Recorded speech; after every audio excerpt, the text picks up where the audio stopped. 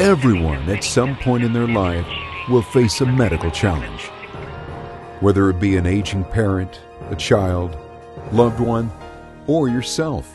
At some point, you will face a serious medical situation where compassionate care from your healthcare provider will be an absolute necessity for the best, quickest outcomes possible. The problem? In today's healthcare system, you've got a mere 50-50 chance of receiving any compassion whatsoever when you most desperately need it. That is a major crisis. A crisis caused by the rapid disappearance of compassion in healthcare, which has been scientifically proven to significantly improve patient outcomes and help medical professionals avoid burnout. One man, patient Lee, experienced this crisis firsthand, and it nearly cost him his life. So here I am, dying of cancer, hadn't worked for a year. Now I'm dying of a septic infection. Hadn't made any money, incurring huge amounts of debt. And now I'm back in the hospital. Are you kidding me? If there ever was a time in my life when I could have used the slightest bit of kindness, the slightest bit of compassion, the slightest bit of comfort, it was in this hospital. I had enough fentanyl patches, which I was self-administering. If I put enough of them on, I could go to sleep, not wake up, and all our problems would be solved. There's a problem. Didn't know how many patches. Put on too many, it's a suicide you can't collect. So I had to know, I had to trust somebody. The good news is, I have a friend named Dr. Dean Adele. Some of you may remember him from radio and television. He was Dr. Oz before Dr. Oz was Dr. Oz. Dean, I gotta ask you a question.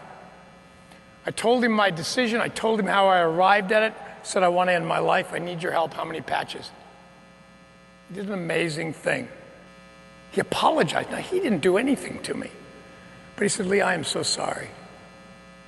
What you experienced is horrible. It's inexcusable. But it's happening more and more and more.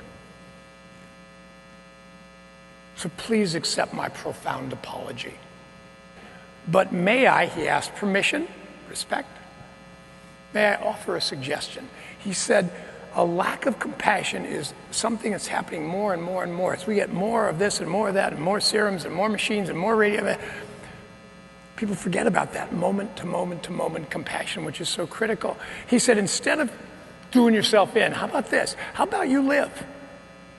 How about you fight? And if you survive, how about you start a movement or something? How about you spend the rest of your life alive doing something to cure this lack of compassion that's growing in American medicine today?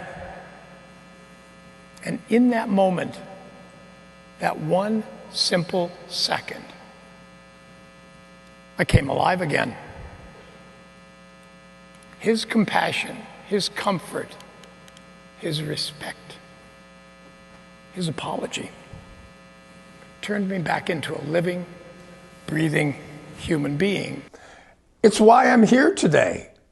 It's why the Compassion Heals movement exists.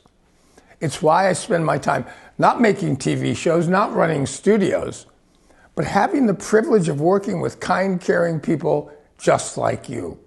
And for that, I am eternally grateful. We invite you to become part of the solution to this dire crisis. The feature-length documentary, Compassion Heals, is being produced to reveal and reverse the immense harm and deaths caused by the growing absence of compassion in healthcare. This is an opportunity for you and your organization to become part of this campaign, to return the healing power of compassion to the forefront of modern medicine. If you would like to discuss the possibility of partnering to get Compassion Heals made and distributed, please contact Patient Lee Tomlinson at lee@leetomlinson.com or scan this QR code. By investing in this film, you will help expose this crisis, reveal proven solutions, and inspire healthcare organizations and the general public to take action to reverse it. Let's get this documentary made and help America's 22 million healthcare workers and their patients get and stay healthy. Now, just for the health of it.